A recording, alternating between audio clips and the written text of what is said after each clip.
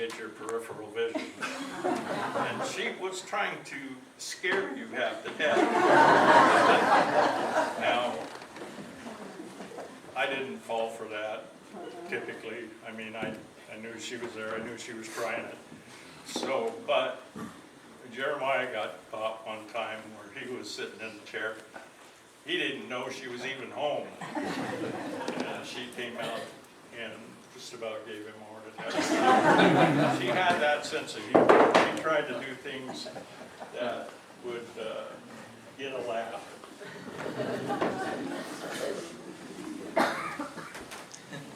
I just want to share a few other memories. Some of the grandkids wanted to share something, but we're very emotional about coming up here, and I hope I can do it. Gladys was my Sunday school teacher, and when I was in junior high, we were praying for her son, Mike, to find a wife. It was Lonnie at that time. She would tell us Lonnie. And so we were praying for him, but I decided to be the answer to that prayer. Mike could have got it. Yeah, Mike. No, but Gladys had an impact on my life for many, many years, and I won't go into all that right now, but I do want to just share a few tributes. Nicole and Jason were her first grandchildren, and they were born only weeks apart, so Gladys was a very involved grandma, as it's already been said. But these two, in their adult years, made a really special effort to make their grandmother feel special after all those years. And they would make sure, each of them, in their way, would contact her, call her, or come and visit. And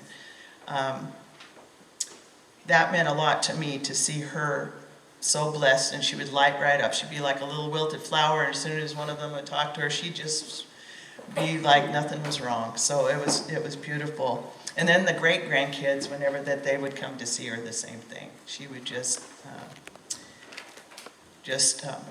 brighten right up.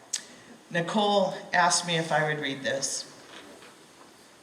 Grandma, I cannot imagine you not being part of my life. You have always been there. What I know for sure in this lifetime is that I was loved, that I was accepted, that I belonged to you. I knew that when I walked into the room, your eyes lit up.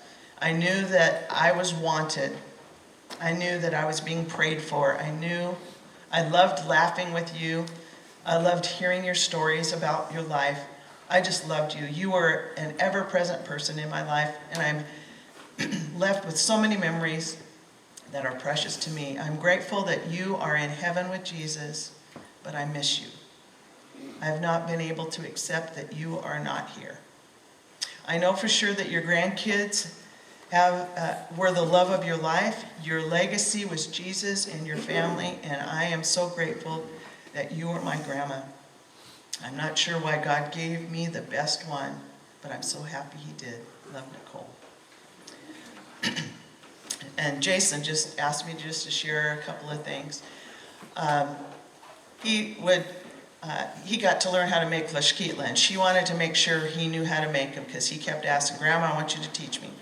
So we planned a day, and it's an ordeal to make them. It takes about 3 hours from start to finish. So we got a day. Vic and I got everything set up, and Jason came, and Grandma sat in the chair, and we had a table in the living room and the fryer out on the porch, and laid them all out, rolled them out, and you had to do it just right, and they had to be just the right size. And so she coached us all the way.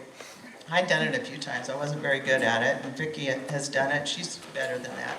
But Jason was learning all the tricks of the trade. So she was so proud at the end of the day when we were able, he made, I think it was almost 30 of them that day. When he was done, she gave him her apron, her rolling pin she'd been using for 30 years that the handle would fall off, her Tupperware, with the white Tupperware with the lid full of the flour. We don't quite know how long old that flour was, but I think he used it.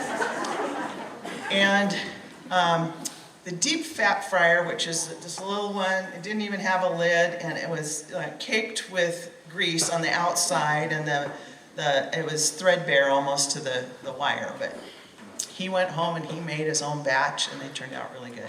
So, and then on her bucket list, Jason kept sharing about this property he bought, Eastern Washington. I want to go over there and see it. And this is, now she's on hospice and she's on oxygen, and we didn't know how that was going to work out. And his work schedule, he called up one night, do you want to go to Eastern Washington in the morning? She said, yeah. And so she said, Jason's going to take me to Eastern Washington. I says, well, I'll try to arrange my schedule so I can go with you. She says, no, Jason wants to go with just me. He wants to spend time with me before I die. I said, okay. So I packed everything up, and I think when he pulled up in his big 4-wheel drive, we put a little step stool into it, and I had everything packed, and she got in there just proud as anything. And I think he thought he was taking his 70-year-old grandmother. But at 92 at this point, she had a lot of frailty. But he took her over to Eastern Washington. They spent the night, came back, and she was so thrilled. And that was the last thing on her bucket list that she wanted to do, besides seeing all the other grandkids. Here's Stacy's tribute to Grandma. To say that I'm both proud and blessed to be Grandma's granddaughter would be an understatement. She truly was an angel on earth. I am beyond lucky to have had 41 years of memories with her. My memory goes all the way back to when I got to be the lucky 2-year-old that got to join preschool early because she was the teacher. For 3 years, my mom would drive me from our house in Buckley to Carbonado to go to preschool. And when I got to spend my afternoons with my grandma, my lunch rotation never changed over those 3 years. Top ramen with perfect amount of ice, a grilled cheese sandwich made in her toaster oven, or mac and cheese. I don't know if she would ever admit it, but I always remember As the World Turns being on the television. We ate lunch. I have so many memories of being with my brothers and cousins at my grandma's house. Some involve her chasing us through the yard with a wooden spoon, but most of my memories are filled with laughter. Stories of my grandma's upbringing and a lot of conversations about Jesus. Her singing, "He's got the whole world in his hands" to me will always be embedded in my heart. My favorite story that my grandma ever told me was when she worked or volunteered up until she was around 90, but she never earned a paycheck in her life. That was after she was a teenager. She was truly the most generous person on earth. She had a way of making each of her grandchildren feel like they were her favorite, although in her final weeks, I was able to get her to admit that it was me. Every year on our birthdays when we were young, she would take each of us out to lunch. My pick was always Tacoma's Chuck E. Cheese.